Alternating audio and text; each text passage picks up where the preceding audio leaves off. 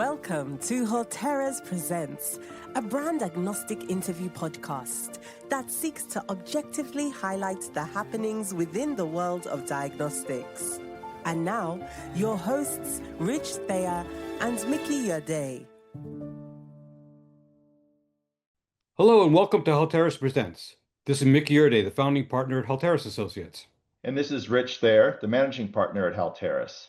Today we're interviewing Dr. Pat Vaughan, the Chief Operating Officer of DCN Diagnostics. We had a great conversation with Pat about the current state of lateral flow testing, the technologies and applications, as well as what's happening in the AI space relative to lateral flow testing. And now our interview with Dr. Pat Vaughan. Dr. Vaughan, thanks so much for joining our podcast. We're pleased to have you as our guest today. Please tell our listeners a bit about yourself, your work, and your efforts at DCN Diagnostics. Thank you, Rich, and my pleasure to be here also. And thank you for the invite. So I guess first off, I'm a biochemist by training. Okay, right. So that was many moons ago, but I guess they don't leave me in the lab anymore. You know, they confine me to behind an office desk. But I still very passionate about science and everything that encouraged me to do it very first day. So yeah, as a biochemist by training, I did a PhD in cancer research. That was in London. Then went on to do a postdoc in Paris on mismatch repair, so repairing mutations in your genome, basically. Followed that by another postdoc in Ireland, back in Ireland. So that was where I kind of took all the learnings from my PhD and postdoc on mutation repair and use those enzymes to develop a technology that eventually I spun out into a company, into a genomics company for identifying and measuring polymorphisms in DNA. So founded a genomics company in Ireland. One of my investors was actually Trinity Biotech, who eventually I ended up working for about 12 years as their Vice President of R&D. And then moved to DCN just 10 years ago, 10 years and 2 or 3 weeks basically ago. So that's been like a whirlwind, because it seems like only yesterday in one sense, but it's been fantastic. And then at DCN, as you know, it's a fully contract company. So we're contract developers, contract manufacturers. We run contract clinical trials. So everything we do is for our clients, basically. So it's exciting. I always say you never know what idea, who's going to walk in the door with what idea next. So it's certainly makes for a very interesting profession that we have here as well. So very excited about what DCN does and what it's going to do in the future. Well, thank you for that introduction. In October, DCN hosted their annual Advanced Lateral Flow Conference, which Halteres was fortunate to attend. It was an informative meeting. During the introduction, you mentioned that lateral flow technologies date back to the 1960s, with some of the earliest pregnancy tests. In your opinion, what have been some of the greatest achievements of lateral flow testing and advancements in lateral flow technologies since then? So I really think that the biggest achievement really is the impact it's had. And, we'll talk a little bit more about technology and how that's improved and so forth as well. But really, if you look at the impact it has had on world health. So as you mentioned, pregnancy for sure, and that's extrapolated more to like pregnancy, ovulation, fertility, even as birth control monitor as well. So it's been very successful. And I suppose that's really where people got to know it initially. But in one sense, it's a way more than that, and we wouldn't want it confined to that. But still, there are a certain portion of people that maybe their mind is still stuck and, oh, that's just a pregnancy test. But we know it's much more than that. So if you look at, I think from there, it went on to being hugely impactful in HIV diagnostics and malaria diagnostics. And has had tremendous impact there. So if I think for HIV, I think there's a stat that between 2022 and the next couple of years until 2027, it's estimated that there'll be almost 800 million HIV rapid tests run, and that's a stat by the WHO, which is, a staggering number. Probably was even more a few years ago as well, when, it was more, even here in the US, there was obviously a huge emphasis on HIV diagnostics as well. But it continues today as well, obviously, and around the world. And then malaria tests, something like over 400 million malaria tests sold and run annually around the world as well. And, that's a lot, but the impact that has had has been tremendous, kind of thing like that, to be able to, decrease, obviously, and curtail the number of malaria cases worldwide. So really, it's again, just to answer your question directly, I think it's the impact, okay? And then think about it, what played out in front of our eyes during the pandemic. We basically watched diagnostics happen on our TV screen, right?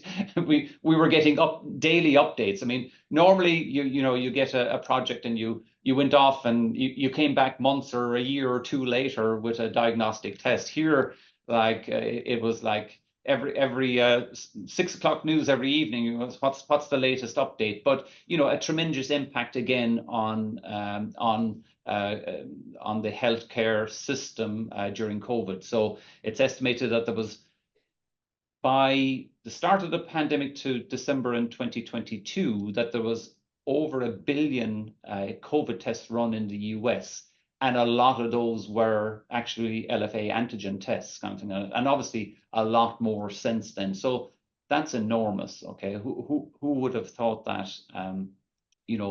10, 20, 30 years ago, kind of thing. So, and I think the knock-on effect of that now is for everybody wanting to develop and get a rapid test through regulatory approval, is if you're doing a CLIA study, well, you don't have many naive users anymore. Okay, so everybody and their grandmother has run a COVID test at this stage, right? So it's not as if it's a big black box that you're putting in front of somebody. So so that's obviously should be encouraging for people as well, to not be daunted by the fact that you have to run a test, be it a self-test or whatever it is. It shouldn't be as a big a challenge for people anymore. And then obviously, huge improvement in materials and other, readers, labels and stuff as well. When this started decades ago, the materials that were first used, nobody knew what LFA was or what immunoassay was. These are materials that were used for, who knows what, basically, but people grab them and say, oh, maybe I can use this and see what happens, basically. So it's moved incredibly since the 1960s. We've done a lot of work in HIV self-testing over the last many years, doing clinical trials, et cetera. And what's just amazing is the quality of those tests, sensitivity, specificity, is comparable to the very best HIV antibody tests in clinical laboratories. And these are self-tests. That's just astonishing. Yeah, no, it's incredible. And I suppose there's a high bar. You got to be good, because I think basically in the US, the FDA, and in fairness anywhere around the world, in sub-Saharan Africa as well, the I suppose the what people expect is that it's close to 100% sensitivity, 100% specificity, which is 100% sensitivity for a serology test is a little bit crazy. How could you possibly be 100%? But we know that by the time people present with for testing or whatever it is, there's already a serological response has begun anyway, kind of thing like that. But yeah, you're correct. The rapid tests are phenomenal, and when you think about it in outside of the US, especially in sub-Saharan Africa and stuff, like the algorithms there are 2 rapid tests basically, right? It's not relying on any laboratory test as well. So, and that's been obviously hugely successful. Right. So, Pat, what's next in the rapid diagnostic testing space that will help to benchmark higher performance in LFA tests?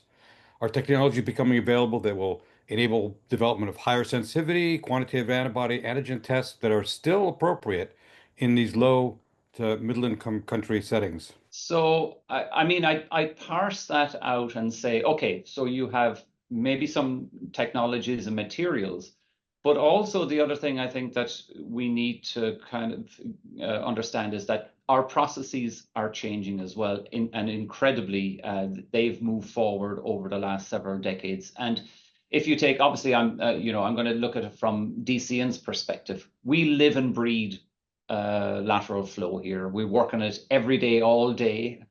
We do other things as well, but the majority of our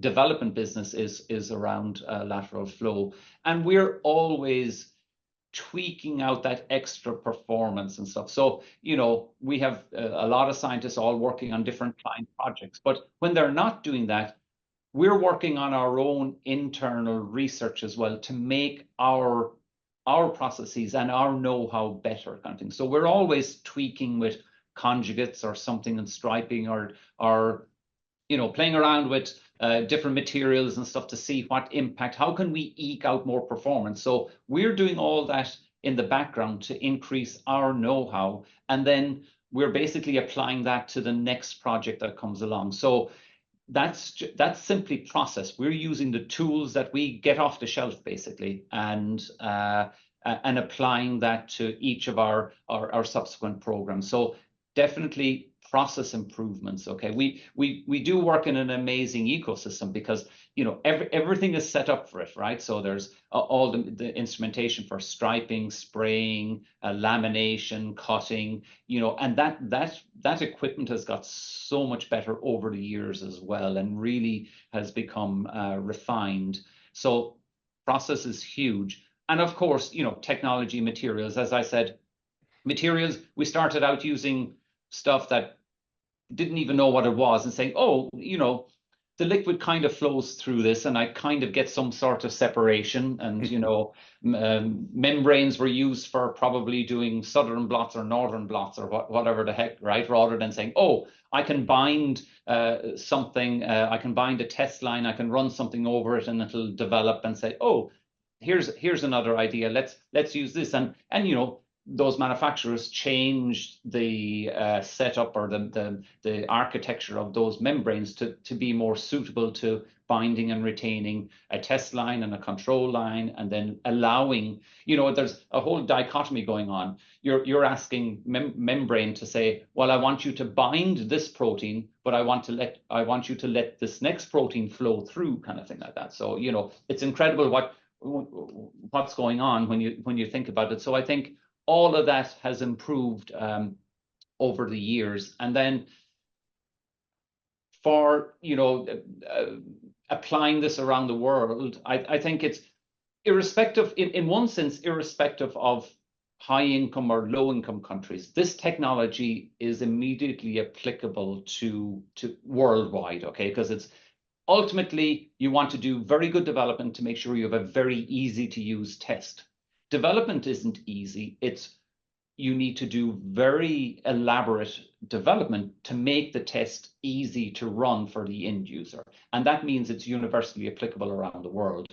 Obviously, income has a lot to do with respect to building that capability to be able to develop good tests and then manufacture good tests as well. But, there's an incredible ecosystem that can be, disseminated around the world, and that's obviously happening. We do a lot of work here at DCN as well, where we're working with a lot of NGOs where we're helping develop tests, and we're transferring that technology and the ability to make those tests to the low to middle income countries as well. So it's instantly transferable, and you can set up manufacturing. It's not like setting up making API for for a drug, basically, right? It's going to be a lot more economically viable than that, but and as I said, instantly transferable as well. So that's all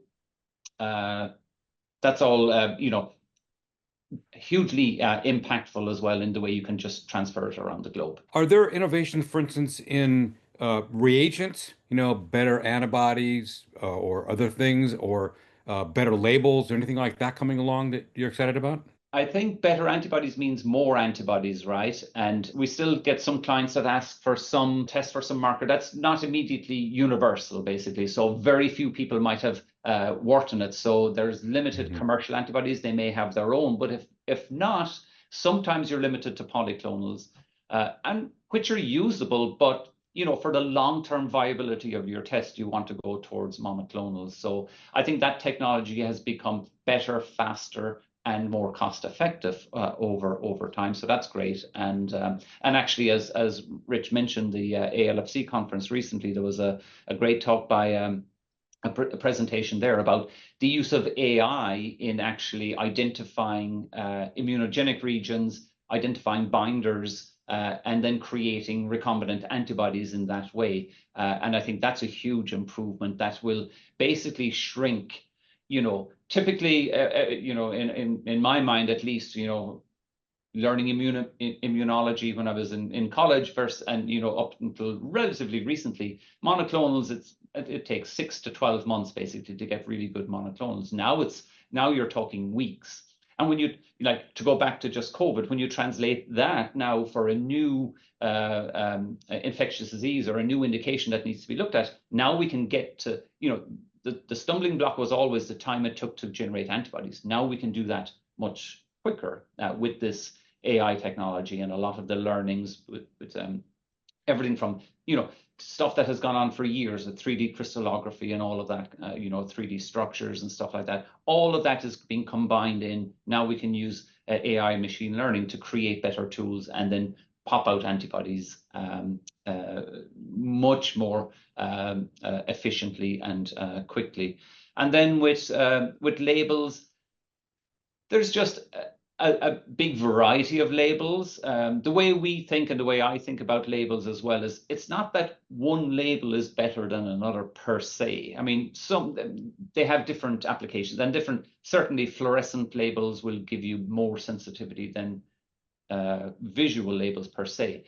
But label to label, I look at it in that it's antibody to antibody or antigen to antigen. They all are happy in a certain situation, and no one antigen or not all antibodies are made the same, and not all antigens are made the same, and they all like their different environments. And some antibody, for whatever reason, not what it's targeted to, but more the structure itself, it'll prefer sitting on a nice gold particle. Something else will provide, it prefers sitting and is more comfortable on a latex particle.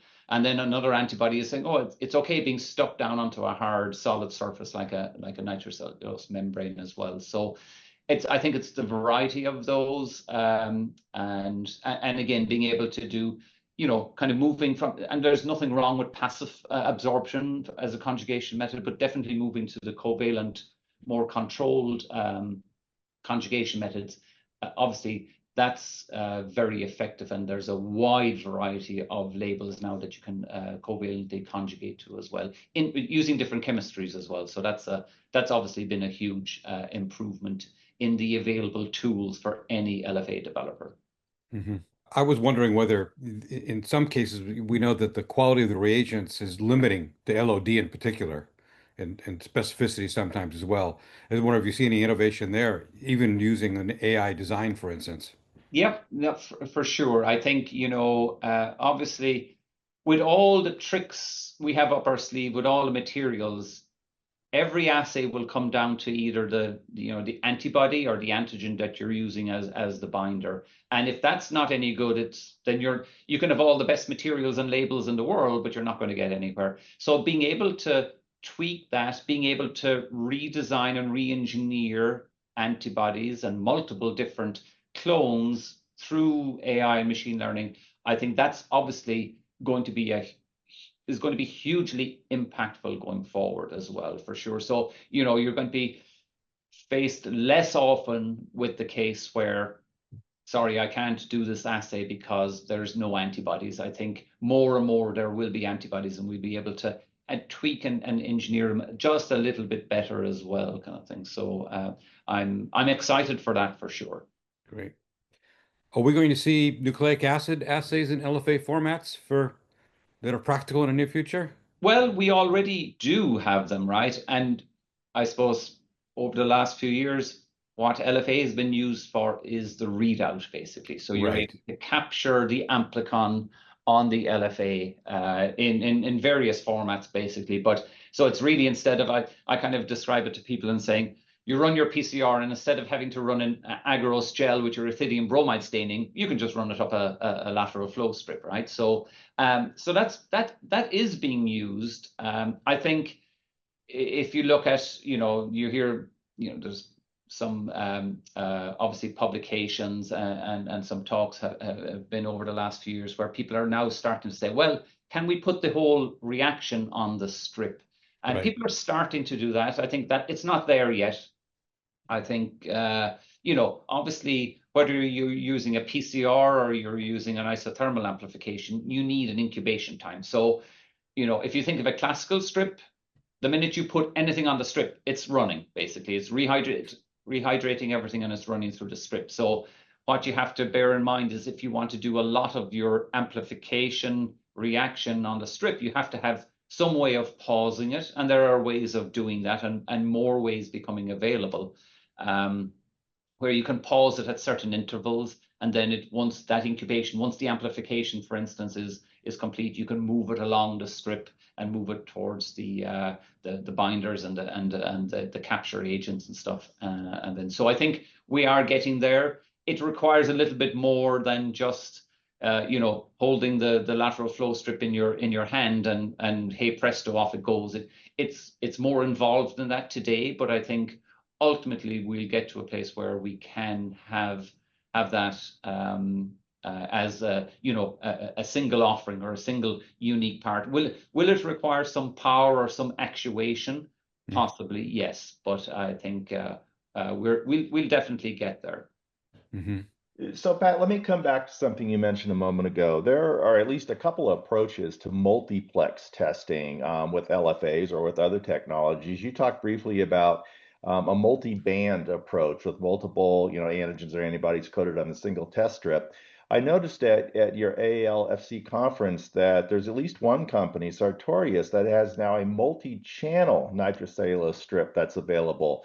Could you talk a little bit about the pros and cons or the applications for the multi-channel, from a single sample on a single test strip versus the multi-band? Great question, Rich. So yeah, a very exciting idea. I haven't personally used it myself, but I can see its applications. So I guess, as you said, for multiplexing, you can have multiple test lines on a single strip. You can have multiple strips in a cassette, for instance. And then this, in the Sartorius membrane that you reference, obviously you can have multiple channels, but you can still have it in, let's say, a single cassette.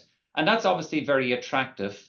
So obviously you can say for one piece of membrane, you're going to get multiple. So it's almost akin to having multiple test lines on a single strip. And it's obviously less membrane required than having multiple strips in a cassette. What you need to remember, though, is the manufacturing side, okay? And that will require indexing, because you then have to, let's say you want 3 or 5 channels and all have a different marker. You have to make sure then when you go through, when you're striping or potentially even spotting it, not even striping it, which is, again, not a common piece of equipment that people may have. So again, it's more, what is the ecosystem set up to do? And are you willing to alter that or change that and step outside that comfort zone to be able to do the multi-channel? So you potentially have to think about what you're going to do for striping it or the deposition. And then laminating is okay. But then when you come to cutting what will become a single device, you have to cut it every 5 channels. So that indexing will require very specific equipment and very diligent setup of that process as well, so that you get the correct number of channels and the correct order of channels, so that you always cut between, before 1 and after 5, right? So that every device then will have channels 1, 2, 3, 4, 5. So that adds complexity. It can be done. It's just that you have to be aware of that. That's potentially adding complexity and potentially cost to manufacturing. So a great idea. I'm sure it'll have many applications. You just need to be, I suppose, you need to be aware of what you're undertaking there. So. Thank you, Pat. That was good food for thought. What are your thoughts on what needs to happen to promote broader adoption of rapid point-of-care testing in rural and underserved settings? What are the options for capturing and reporting not just the test result, for example, but also including a broader set of patient data that may be useful both in the individual's treatment decision and also potentially helping to inform local public health status? I'm a huge fan of decentralized medicine and decentralized healthcare. So I think, your question really, it's really directed at that. And for that responsiveness, or basically when you decentralize medicine or healthcare, how do you virtually have your medical professional virtually in the room with you, basically, right? To share the result, to interact with you or whatever. And that's obviously internet connectivity. And that's obviously, we all know, we see more satellites being put into orbit every day. So obviously internet connectivity is getting better and better. But at the same time is that there is a lot of people, and I think something like, I can't remember, but even in America, 17% of rural areas do not have access to broadband. Now that will change, okay? So I think to answer your question is that one of the biggest things is going to be internet or broadband connectivity, so that you are now in communication with your remote health professional, so that the patient can interact, get the results, get whatever medicines, whatever they need to move forward. So I think that's going to be huge. I think also what will be required is a larger variety of tests, a larger test menu available. So, there's a lot of, and this is not just infectious disease. This is now looking for cardiac markers, anything else that, if you go to the doc or go into an emergency room and they take your blood and it goes off to the laboratory and they run, 20 different tests, whatever it is. Can those tests be available remotely? And that's going to be huge as well. So I think that's where point of care testing will need to go as well, is that making it accessible to people in more geographically diverse areas, but also the diversity of tests or different assays that are available as well, so that the doc, he or she can, get that patient tested. Obviously, the other way around that is having the patient send their sample to a central laboratory for testing as well. And obviously that's one way around it, but there's a time limitation for that as well, kind of thing. So I think all of that needs to improve to make sure that we have broader adoption, and then truly more decentralized medicine. I really like the example of what one of the large hospitals, Mass General in Boston, is doing. They have a concerted effort to decentralize their medicine, and they started this back in 2017. Okay, they want to keep patients out of the hospital, at least patients that don't need to be in the hospital to get the care that they initially need as well. So they've had a huge concerted effort and a huge program to decentralize their interaction with the patients. And then, the benefits of that is that's creating more free hospital beds for the people that really do need to be in the hospital, basically. So very excited about that. And I think that'll happen more and more. I think we've been talking about, point of care testing is going to, there's going to be more and more point of care testing and move away from the doctor's office. Well, we've been saying that a long time, but I think now finally that truly is beginning to happen. How is LFA playing a role in that? I mean, you can imagine for, women's health, infectious diseases, yes, but, and that was my point, I suppose, more in, if there's a larger menu then it will definitely be used, kind of thing like that as well. I mean, in one sense, they're going to be inhibited by what's available. What can they purchase? What can they send to these remote patients, basically? And that's why I'm saying there are opportunities there, both within the US market, but obviously worldwide market, as well as that increasing the menu of assays that are available will only encourage and increase the amount of decentralized healthcare that can be made possible, basically. One of the issues that we've heard expressed many times in the past, one of the concerns with increasing in self-testing or point-of-care testing or testing in the home is how that information gets back into the electronic health record or into the patient record. It isn't just simply lost to follow-up. Can you chat a little bit about what's happening there for data capture and reporting? For data capture, it depends on what it's capturing and where is the diagnostic result being done, or where is the decision being made, basically. So I think obviously for our use of our mobile phones, right? So that, I think that's going to just increase and increase.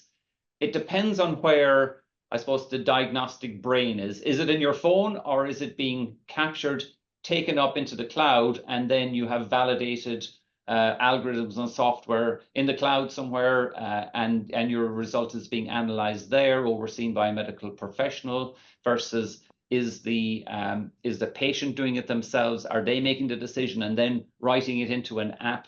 I mean, there's a whole load of different combinations, and I think all of those are good. All of those would require control, and all of those will cause, have a lot of discussion, the pros and cons of that as well. But I think, if you consider, look at where point-of-care diagnostics was in 1960s. Look at where it is today. Everything is accelerated. We just spoke about, now you can get antibodies generated in weeks rather than months, okay? Surely we can figure out how to use our technology to get results back to a central location or to be shared with your medical professional, even when the test is done remotely. So I think we will get there. We are there in many instances, but I think it'll just get better and better, more seamless for sure. Obviously, the thing about data, obviously, then is the good side is what you can do with the data. The bad side is misuse of the data as well. So then that leads to the whole idea of how's this data protected? How is it encrypted?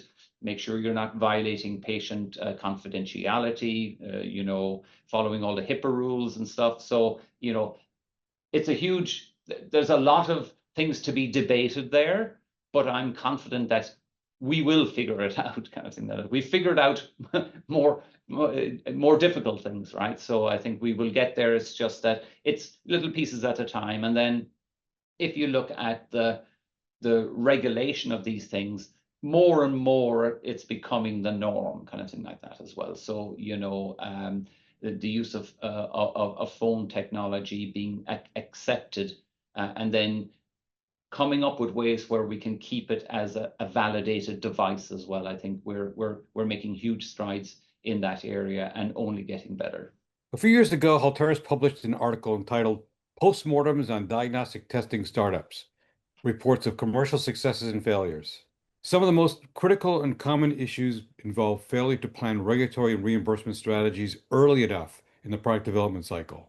Another common failure was not to fully understand all the factors impacting the potential intended use. At DCN, you've interacted with an enormous number of different companies in diagnostics, and we're curious, what are some of the most common failures that you're seeing across these companies, and what advice you have for our audience, many of whom are involved in startups? Yeah, well, I mean, the answer to your question is yes, right? So absolutely, what you just listed out as the primary failure points, that's exactly what we see and observe. So if we kind of break through that, so I think hugely, well, let's cut to the chase first of reimbursement.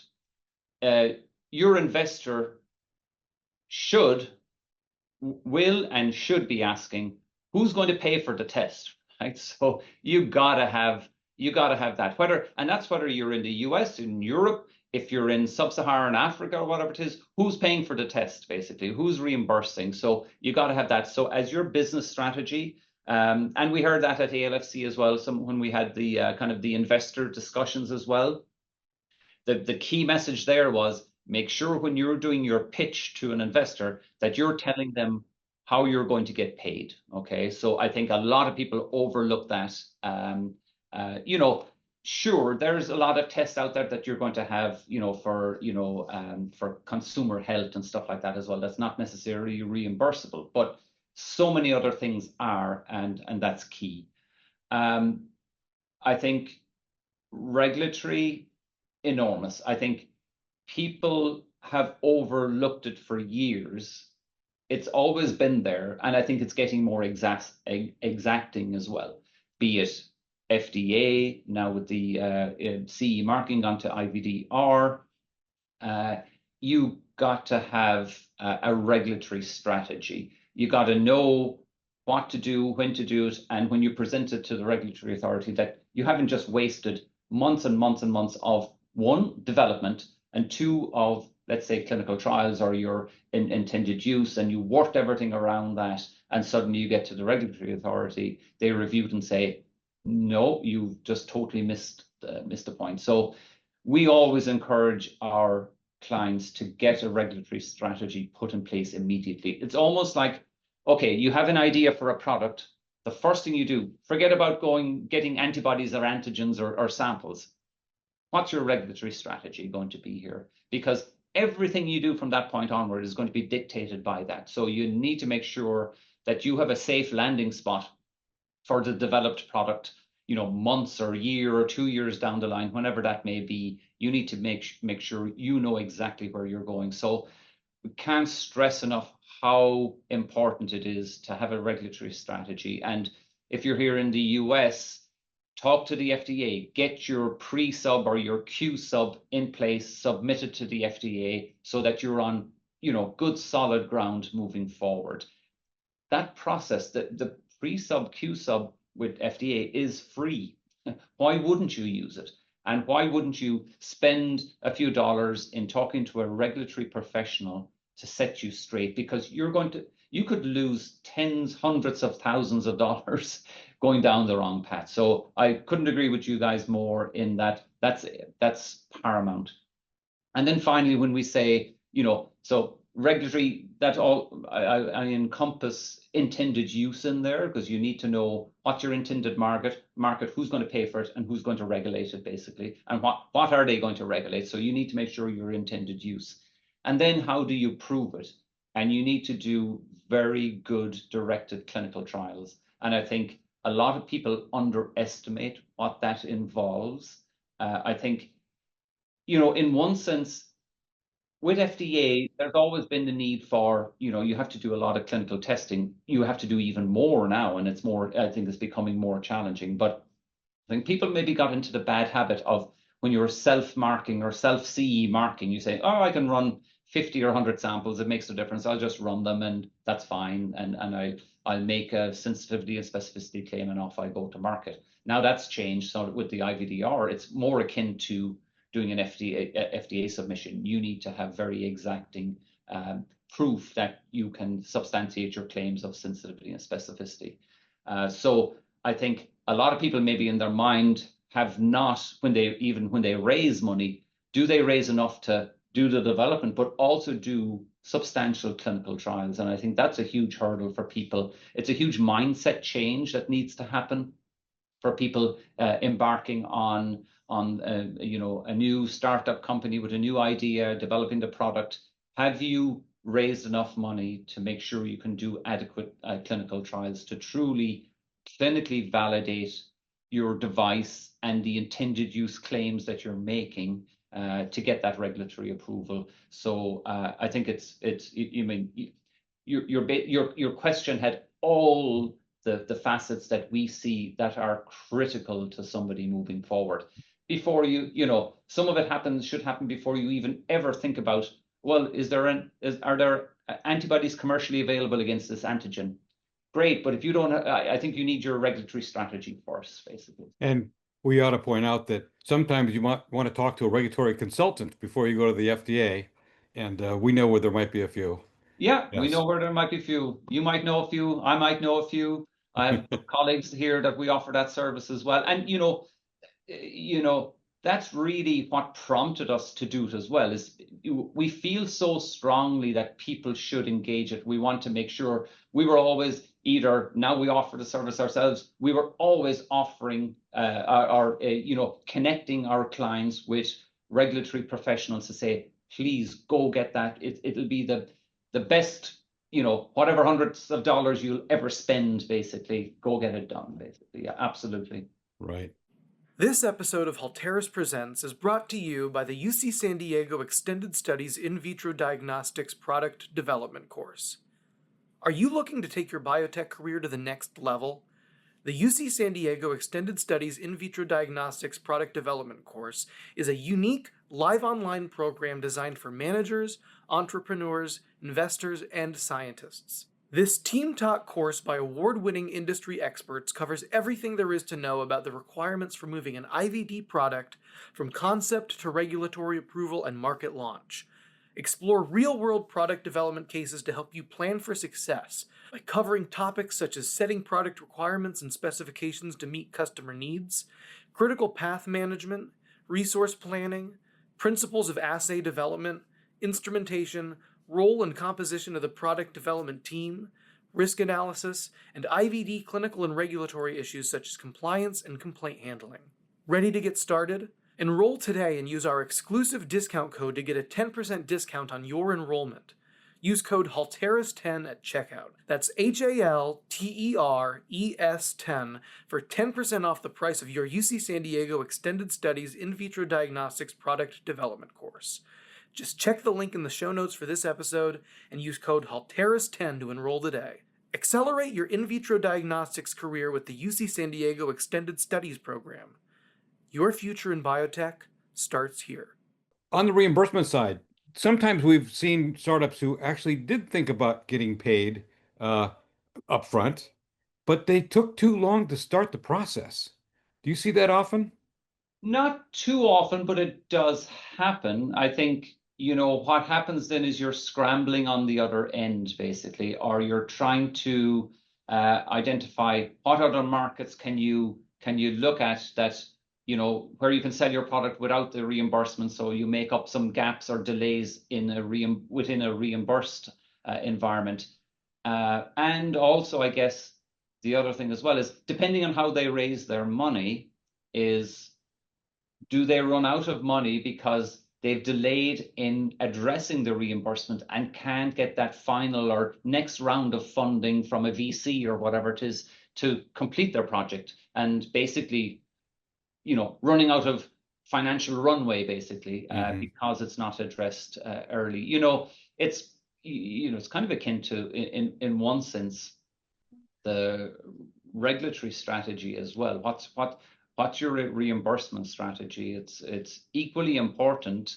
If I was an investor, I'd put more emphasis first on reimbursement, but as a developer, I'm more concerned with the regulatory strategy because I need to know what's the intended use and how are we going to get there for the product that I'm about to develop for somebody as well. So it depends on who's asking the question, really, as to what's more important.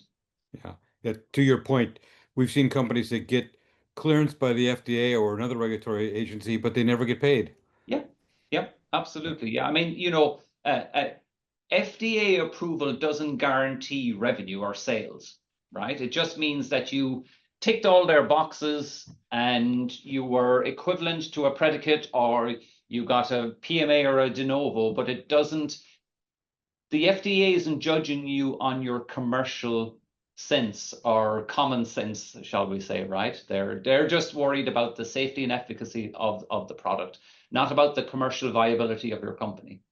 Absolutely. Yeah, a portion of your AFLC conference last month was focused on the need for an incorporation of AI in diagnostics.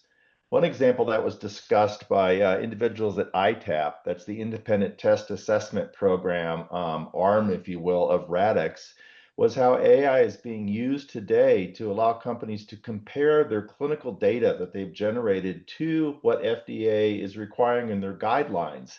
I thought that was an innovative use of AI. Could you talk about that a little bit and perhaps other applications in LFA testing? Yeah, no, great question, and obviously a very, very on point topic. Everybody is kind of AI, machine learning, kind of there's a craziness going on, right? So, but very, very exciting. So the ITAP instance, I think it's fantastic. But I think one of the lessons I took away from many of those talks as well is that, and even the AI experts that spoke as well, is that treat it, it's a tool, treat it like an intern. Okay, it does a lot of the grunt work, but you need to come in and review the data afterwards. So I think perfect for, you know, taking tons and reams of data that you may generate it from your clinical or analytical validation testing, running that against FDA requirements. Fantastic use of AI for sure. But then you need to do the hard work and go through what it punches out, because, you know, maybe you don't like the answer or it's not correct, right? So you have to do it. I think the encouraging thing is all the AI experts says, while it's an intern today, it'll become a grad student, you know, someday in the future, basically. All right. So we've got that to look forward to. But, you know, that takes time. And it's only, you know, the other thing is, as well as another message I took away, is that it's like, it's based, it needs the logic that we type into the AI models. Okay. So we need to teach it basically with the logic that we have, so that it can apply that logic to the tasks that we are setting it in the future. So I think that's very interesting, very useful way. And I think use of AI in diagnostics and be it point of care or laboratory or anything like that, I think it really is as a tool in developing better assays for now, and how we do that and the process we do that, rather than being at the cutting edge of making the decision or image analysis on the device. That's not necessarily happening right away. Some of it a little bit, but not so much. So I think use of it early on is where it really is at the moment. I mean, maybe before I go there and elaborate on that as well, as there's such misuse of AI and machine learning as well. Everybody wants to jump on the bandwagon basically and say, oh, we've got it.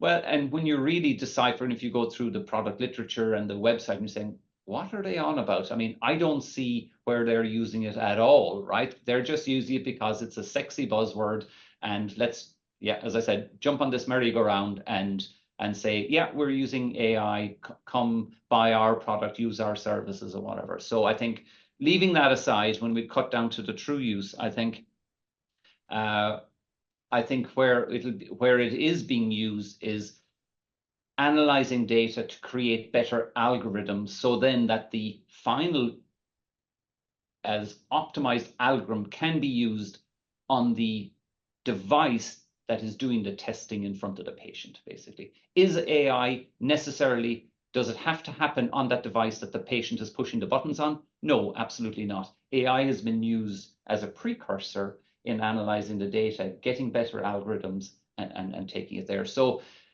I think that's going to become more and more utilized going forward. You know, it's interesting. You know, another take-home lesson from those talks is that the power is in the numbers, and you need a large data sets. It's kind of interesting when I look at the DCN perspective. So we do a lot of assays for many different clients, but we're siloing those. They're all segmented. We absolutely never share data from one client to another. So effectively, if we say, oh, let's use AI to look at our images and analyze the data, well, each client has a very small data set. We may have several thousand data sets, right? I'm not saying 10 data sets, I'm saying thousands. But that, in AI terms and machine learning terms, that's still very small. Okay. So, and that's akin to you have to be very careful when you're developing assays and developing tools, and that it's the same as if I'm developing an assay and run it on a small sample population of patients. My assay is only as good as the data and performance I've generated in that sample population. The more patients I look at and test it, I can create a better test. And it's the same with AI. If I'm asking AI to generate and analyze data from a small pool of data, it's only as good as that data. If I had it 10 times more, it'll be 10 times better, basically, right? So for DCN, with respect to its individual programs, we have to be very careful how we use it and use it as the intern, right? If you think in some way, I can imagine if you're a large diagnostic company with a huge installed base of instruments, and you're pulling all that data from, basically around the globe, if you're allowed to do it, and if it's following all the HIPAA rules and whatever it is, you can imagine the power in that, and you can apply AI and machine learning to that, and then make better diagnostics and better algorithms in the future as well. So I think definitely it's being used in the background as a very powerful tool. It doesn't have to happen on the device that runs the exact test for a single patient, basically, as well. So I think that's another kind of misconception as well. Will it get there someday? Maybe as well, right? So who knows? But then I think the other use, kind of like going back to your ITAP situation in where you're crunching through data, I think, obviously the use of AI models for data crunching, for doing historical searches, for reports and documentation is now even hugely impactful, and even for coding, right? So there are AI tools out there that you can start writing, computer code. Again, you're going to have to go back through it and check the intern's work, but that's a huge start to, I'm sitting down on a program and I'm about to start on line 1. I can input what I want into an AI model and say, well, at least start and give me a template to work from. The power in that is just enormous, counting that with the speed as to how we can get to, that landing point that I spoke about, how we can get there more efficiently and faster is just enormous. Your point about the data set size is so important. And you think about a lot of the applications where you're most concerned about the algorithm, they're in situations where you don't necessarily use a reader, which you would need to do this, at least to get the algorithm developed. So that's a bit tricky. Yep, exactly. Yeah. So are there other areas of AI that you see being incorporated here as well? For instance, you talked earlier a bit about the design of reagents, of the antibodies with AI. Could you talk a little more about exactly how that works? Well, not being an AI guru or anything like that, I'm going to give you the biochemist version of it, right? That's all right. I'm a biochemist too, so that's okay. That's fine. So I think there was a great talk given by Carter Mitchell from Chem Proteins at the ALFC conference. So what they're doing is they take let's say the analyte that you want to detect, right? The assay that you want to detect against this protein or antigen or whatever the case may be. It doesn't even have to be a protein, but they're going to take that structure. They do computer analysis on that and identify what they think are going to be the antigenic or immunogenic areas of interest. They take those and then using their AI models, they do a huge amount of analysis on the hydrophobicity, hydrophilicity, the folding of that, compute all of that, identify what the true epitopes might be, and then start generating with AI models what the binders might be. Generate those and get a library of those. It doesn't have to be a huge amount because it's very, very targeted, right? So the library can be small eventually because it's not as if you're attacking the 100% of the target. You're honing in on what the true epitopes and immunogenic areas are going to be.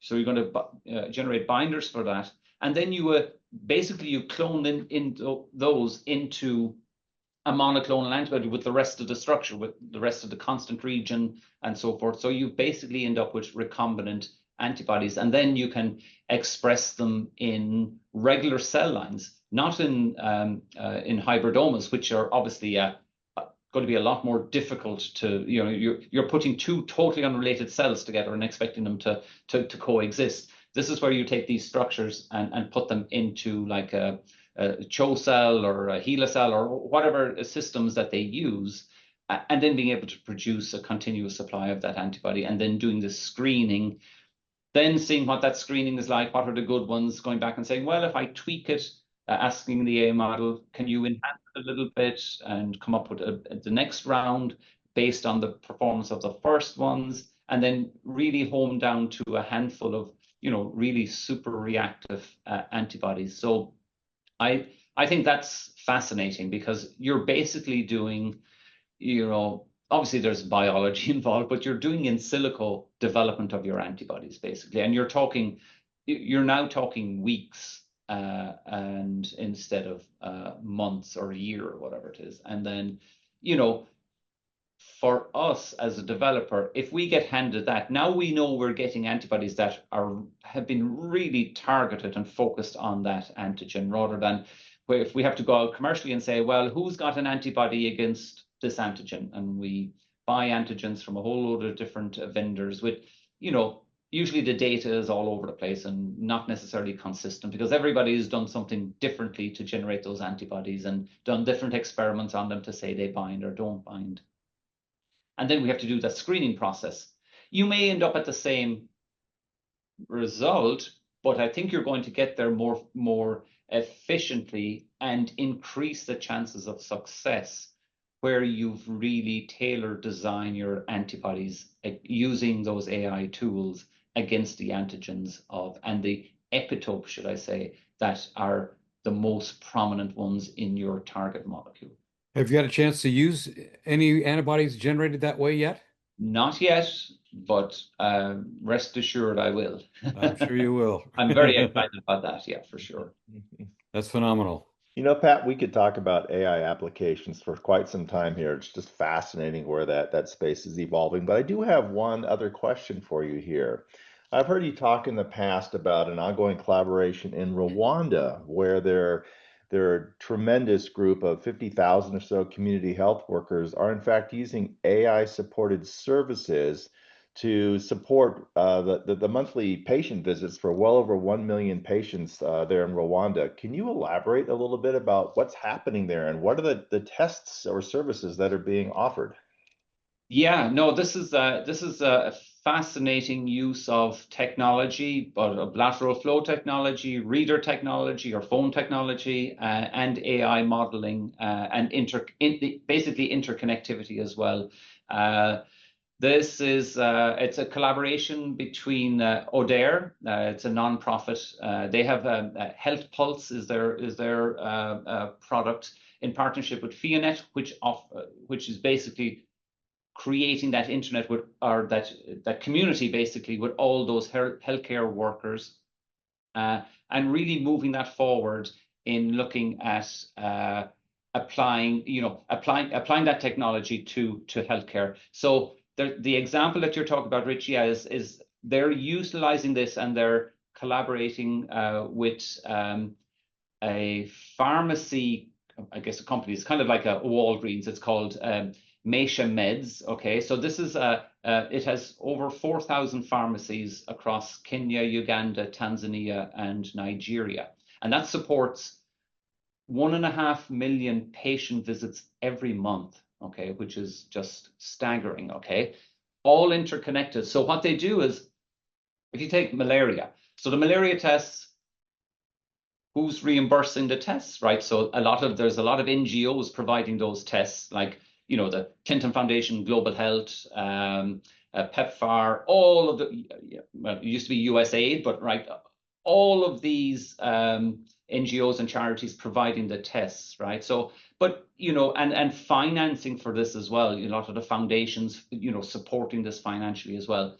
We all know that along with that comes a lot of delays, basically a lot of corruption potentially as well, and fraud in the system as well. So to overcome that, what these have done is they have secured it and saying, okay, You run a rapid test for malaria.